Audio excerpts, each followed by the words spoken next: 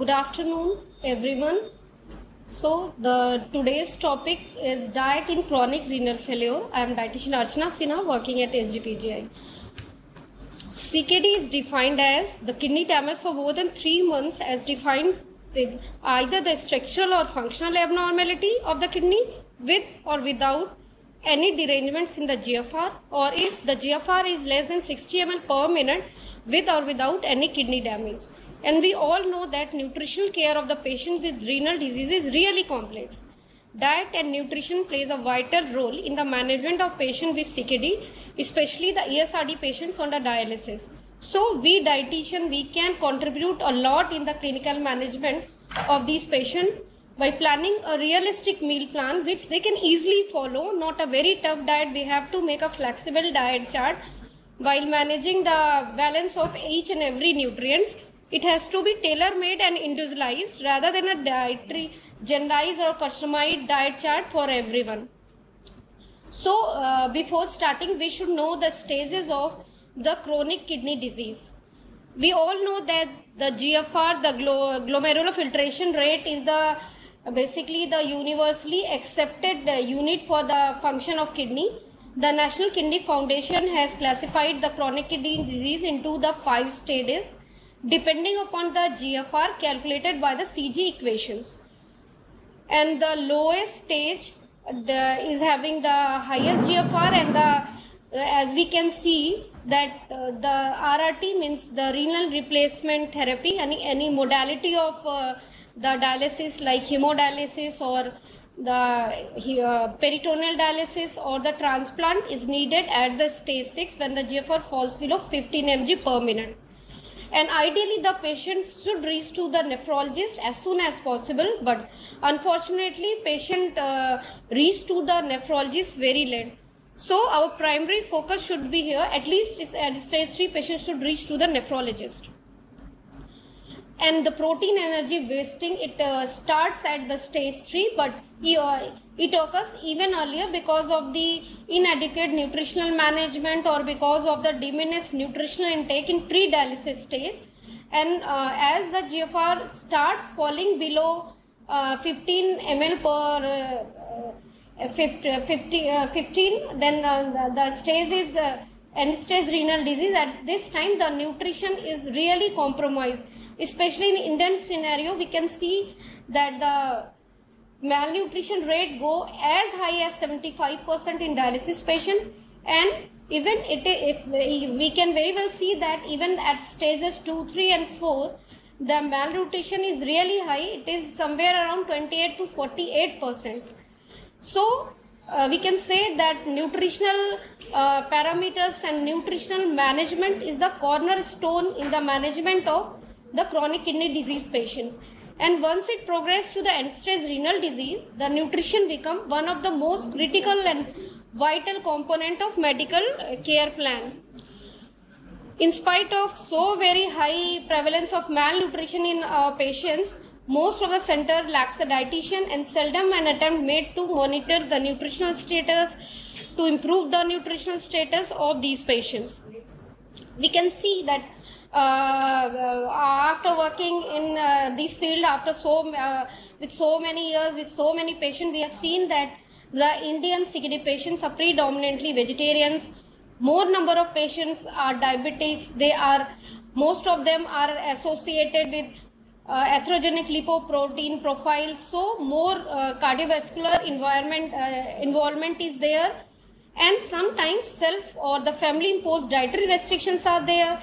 Maybe there are certain food myths, there are certain misconceptions regarding the diet, and sometimes the patient continue to follow the same pre-dialysis diet even after initiation of the dialysis, just because they are not able to meet a dietitian and they don't have any good dietary counseling by the dietitian. And since many patients are diabetic, so gastroparesis, especially in diabetic CKD patients, is very, very common. And sometimes, as we have discussed earlier also, usually the patient reaches to the nephrologist very late. So late initiation of the dialysis and sometimes inadequate dialysis because of the financial constraints or any other reason.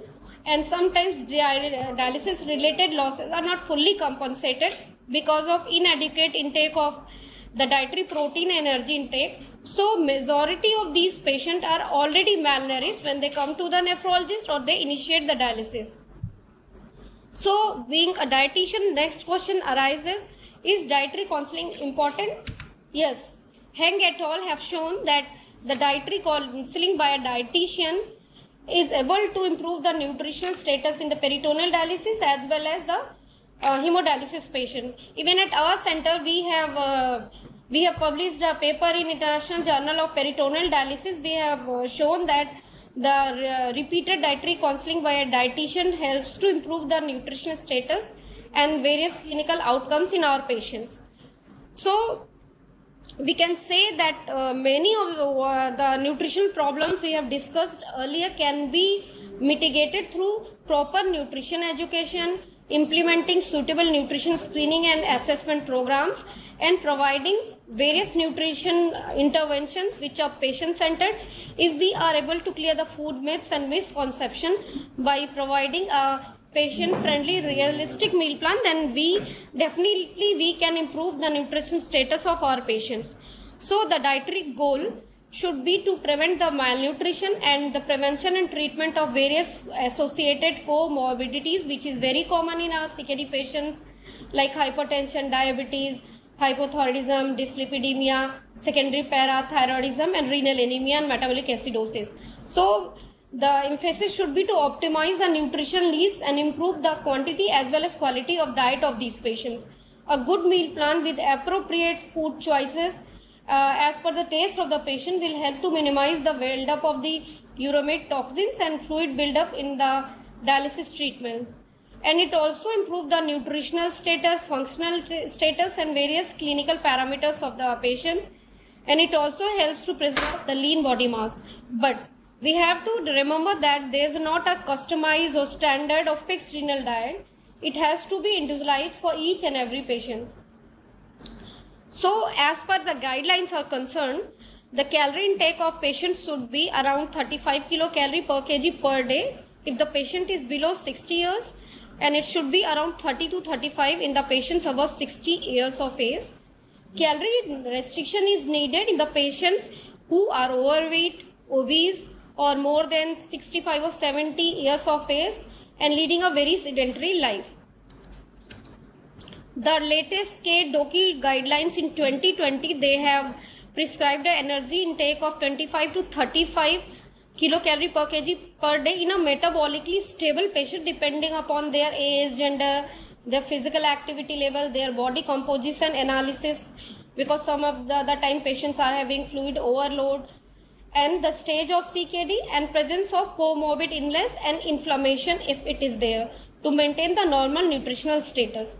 And we were talking about the modality of dietitians. So the patients undergoing the peritoneal dialysis, they are using glucose dextrose solution as a dialysate, and it has been seen that around 19 to 20% of the energy intake is absorbed from the glucose dialysate. So total PD calorie load should also be included in the total calories of these patients.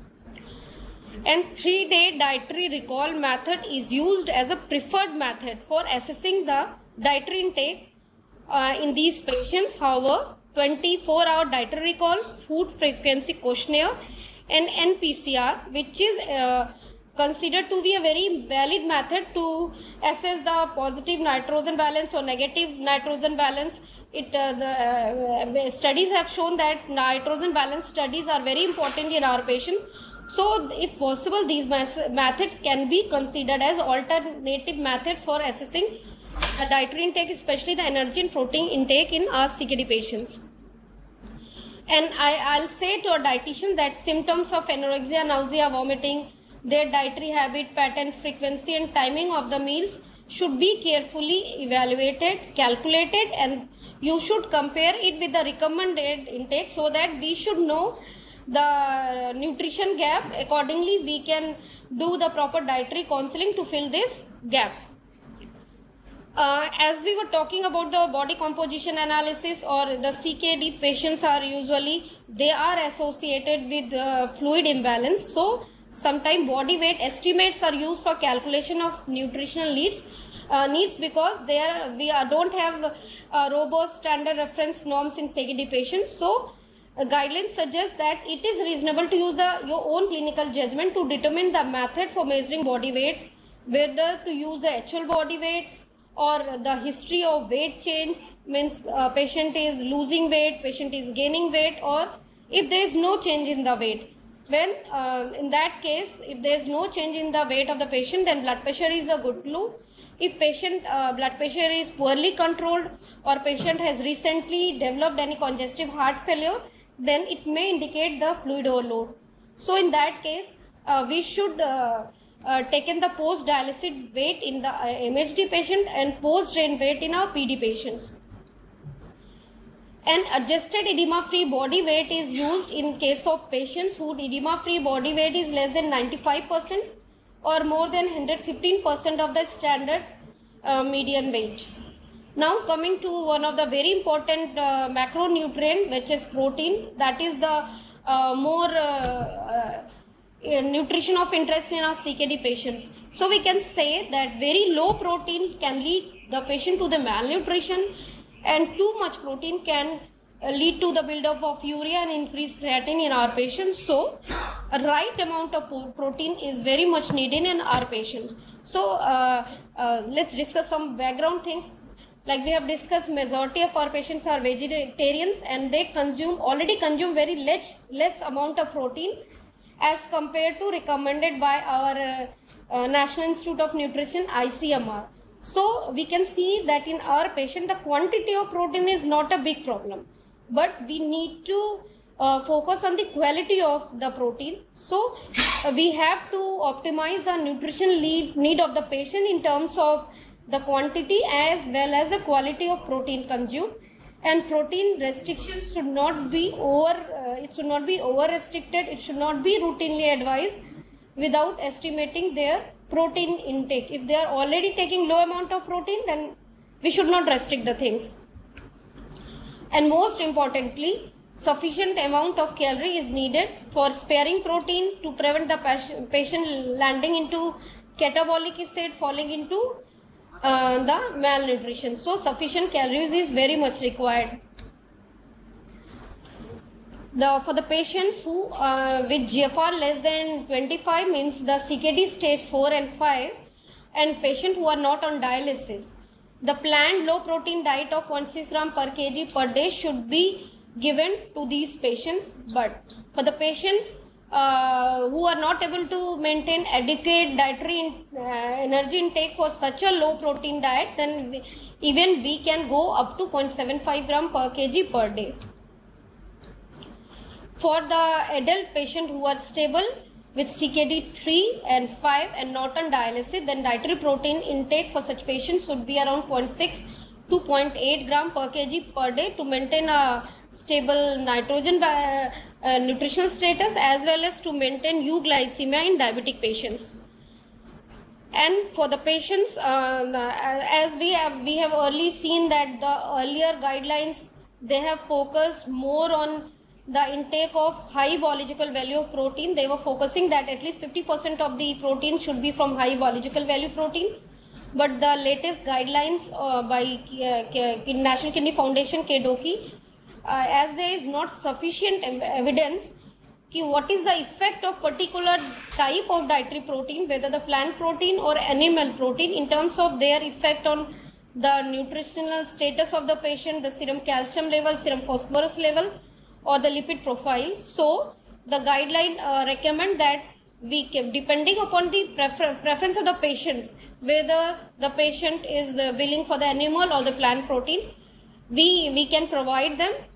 But we have to ensure that they are meeting the energy and protein requirement, and their diet provide all the essential amino acids so that they can maintain either the positive or the nutrient nitrogen balance. So a combination of plant-based diet with animal products like egg white, low-fat milk and low-fat dairy products, lean meat can typically provide all the macro and micronutrient requirement while balancing the other nutritional values also. So is there always a need to so low protein? No. Actually, we have to assess the diet of the patients. If they are for our vegetarian patients, they can continue with their regular diet without any over restriction of the protein till the actual dietary intake or protein intake of the patient is within the recommended allowances. And for the patients having non-vegetarian foods, we can replace some of their protein foods with that non-vegetarian food in the frequency and amount decided by the dietitians, while balancing the other things like phosphorus and potassium. So sometimes we have to look for self-imposed dietary restrictions. So a detailed nutritional counseling, a detailed diet history is very much needed for our patients. And for the CKD patients on dialysis, whether diabetic or non-diabetic, a protein intake of 1.0 to 1.2 gram per kg per day is needed to maintain a stable nutrition status. But for the patients who are at the high risk of developing hyperglycemia or high risk of hypoglycemia, then we can go a little higher level of protein intake to maintain euglycemic control in these patients. Because during the dialysis, there are all losses of protein. As we can see that 1 to 3 grams of protein losses during every hemodialysis session, and around 5 to 15 gram of protein loss is there in peritoneal dialysis patients, and there are losses becomes very high during peritonitis episodes and other infection and inflammatory stages. So let's few words about the carbohydrate management in the diabetic CKD patients and diabetic patients who are on dialysis. Since we have seen that around 50% of the SRD patients are having diabetics, so and we also we know that the carbohydrate is very much important, and it is the very important nutrient for predicting the postprandial glucose spike. So quantity, quality, and the timing of carbohydrate is very important in diabetic CKD patients. So patients on fixed doses of insulin or having any oral hypoglycemic agents, then we have to keep the amount of carbs, consistent carbs intake should be there in each meal, and regular meal timing is very very important. कभी खाना कभी खा लिया कभी नहीं, खाने की मात्रा और समय निर्धारित करना होता है. And regarding fat, we have seen that the studies across the world, they have proven that the CKD patients, they have likely to develop atherogenic lipoprotein profile. So once the renal function starts declining, this is very much there. That's why they are at the high risk of developing cardiovascular events. So, and the dietary guidelines, the National Kidney Foundation have suggested that dietary approaches to dyslipidemia in CKD patient will be same as you are doing it in a normal person without CKD. So as per the American Heart Association recommendations, the total fat intake should be 20 to 30%. PUFAs, the polyunsaturated fatty acids should be less than 10%. And the monounsaturated fatty should be between 10 to 15%, and trans fatty acids should be less than 10% of the total calories. So if we plan a diet by a judicious combination of various cereal, pulses, vegetables, low fat milk and milk product, and variety of vegetable oil, then we will able to have a desirable polyunsaturated to saturated ratio. Fat should not be curtailed totally at all, but fat has to be moderate, fat has to be there in the diet, and it has to be from varied sources. Means you should keep on rotating the type of oil you are using. Next, as we have discussed that since protein is restricted, so adequate amount of calories should be there in the diet of the CKD patients to maintain positive nitrogen balance. And for the purpose, we can suggest the small frequent meals, especially in diabetic CKD patients. We can advise sago in the non-diabetic CKD patients because it is rich in calories, low in protein, negligible in phosphorus.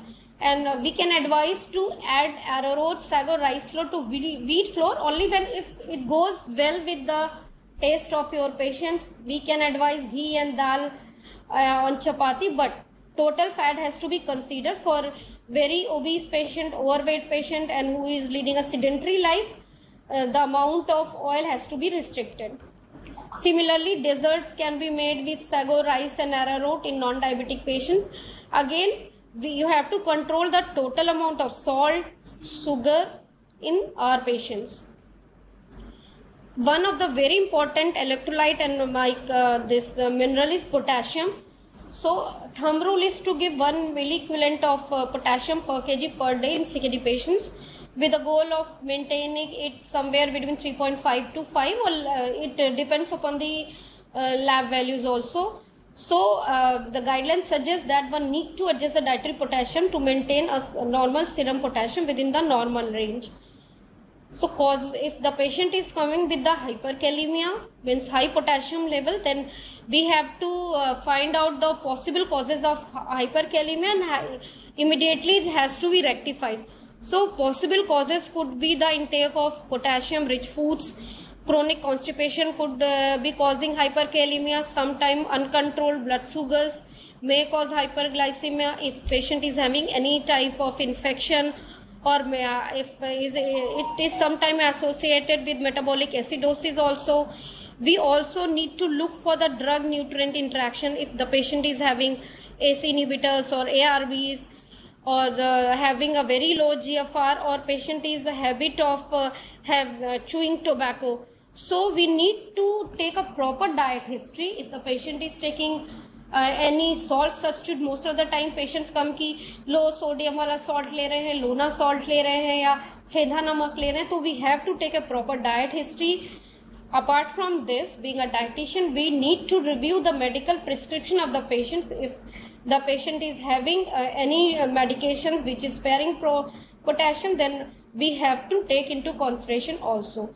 So we have to identify high potassium foods and offer suitable alternatives depending upon the taste of the patients, and always to try to make a diet chart which is easy to follow by the patients. And so we can suggest the patient to take the low potassium vegetables and fruits if the serum potassium level is within 5, like लौकी, कद्दू, तुरई, टिंडा, चचीड़ा बदल के ले सकते हैं, or they can go for the low potassium fruits like सेब, अमरूद, नाशपाती in the permitted amount. Second thing is the leaching is required, but not for each and every patient.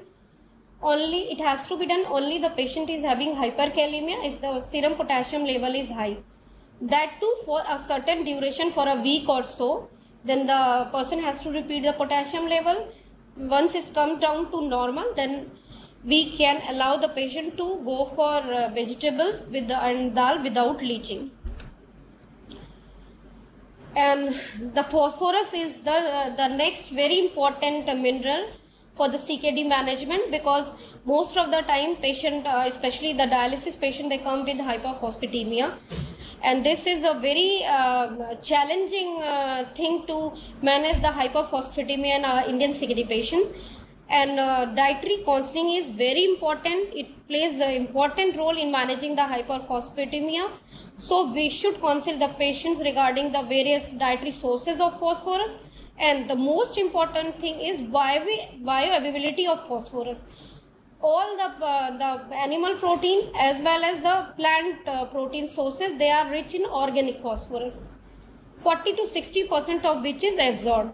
But again, the bioavailability of the phosphorus is higher in animal protein. It is somewhere around 70% compared to the plant protein, which is less than 50% because of the presence of phytates, which is not readily available.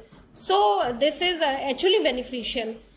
And the certain food sources, especially the cola drinks, just because it is not only rich in phosphorus, it is also having phosphorus additives with whose viability is very high. And certain meats, frozen meals, snack items, processed or spreadable cheese, instant food items, Dibba One foods and refrigerated bakery products, they are very high in organic phosphorus, and more than 90% of which is bioavailable. So we have to be careful. And it has been seen that from a typical Indian mixed diet, around 55 to 70% of phosphorus is absorbed. And phosphorus from phosphorus based additives are very, very high. It is more than 100% bioavailable. So the food items which are having phosphorus additives, you have to be very careful, because it will again going to increase the phosphorus burden in our Indian CKD patient. So always look for the word phos in ingredient list of the things you are shopping just because it is rich in phosphorus.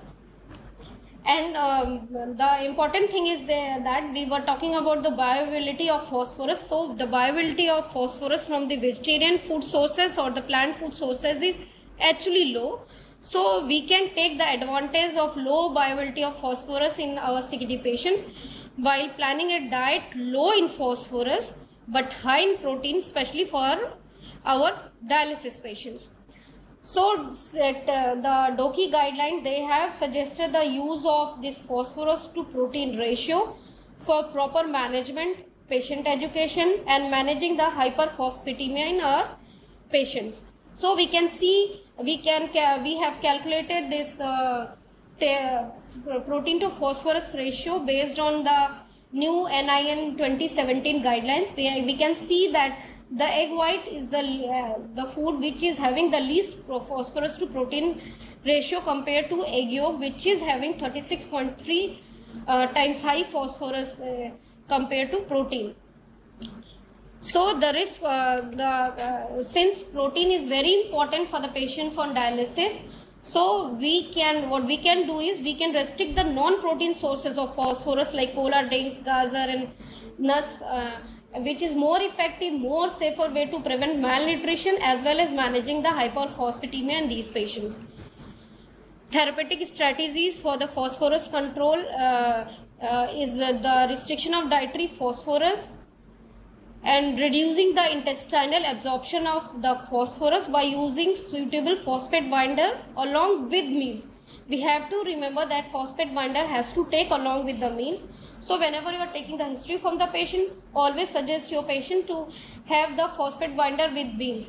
खाने के 2 घंटे बाद 1 घंटे बाद patients अगर phosphate binder ले रहे होते हैं तो उनका पर्पस सॉल्व नहीं होता है. Next is removal of phosphorus by adequate dialysis. If dialysis is not adequate then patient will have hyperphosphatemia. Fortunately, there are certain methods like soaking the foods in water, boiling them helps to reduce the dietary phosphorus content per gram of protein in the foods. So we can utilize these things for managing the hyperphosphatemia in our CKD patient. For more detail, you can go through the dietary management of hyperphosphatemia in Indian CKD patients. This is published in the Journal of Renal Nutrition from our institute.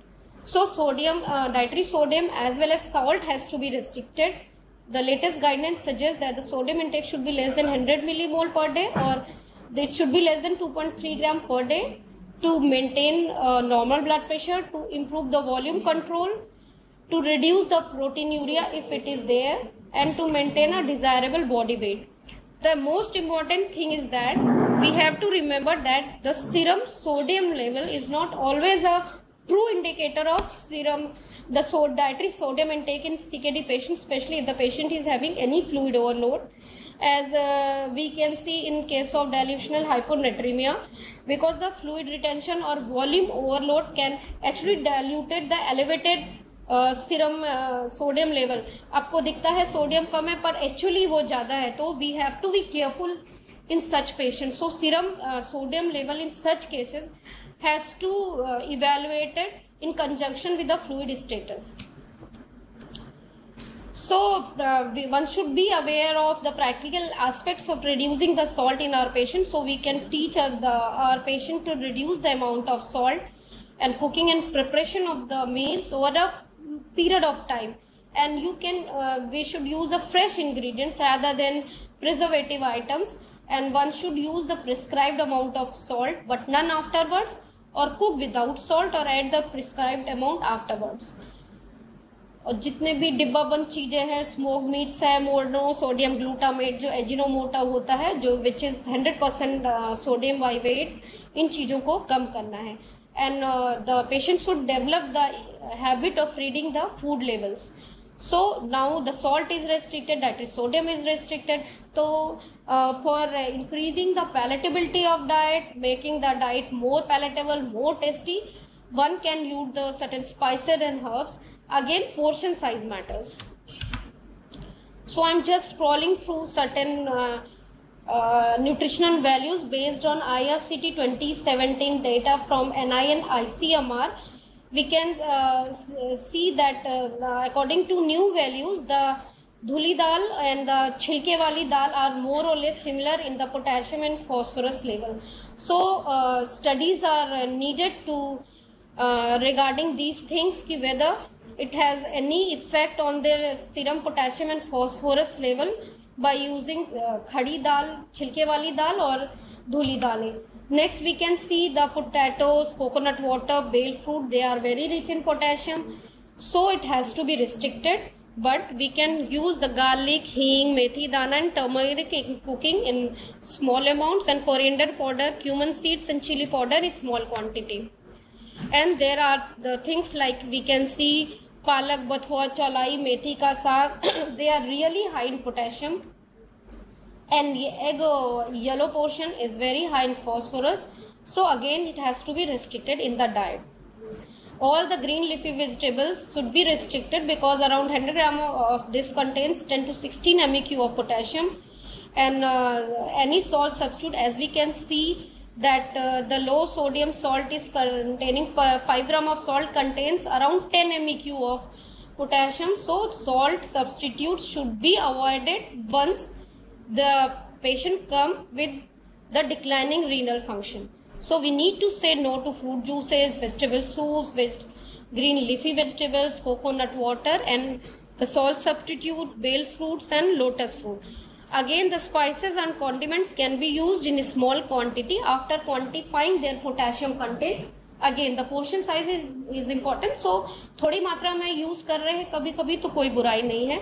Now we are looking for more data regarding the effect of cooking and processing on the potassium values of our food. And again, I am saying that leaching should not be routinely done for every patient, not for every vegetables all the time. Has to be done in the patient with hyperkalemia only, just because इसका disadvantage है, there are certain water soluble vitamins बार बार उसको leach करने से वो भी खत्म होते हैं.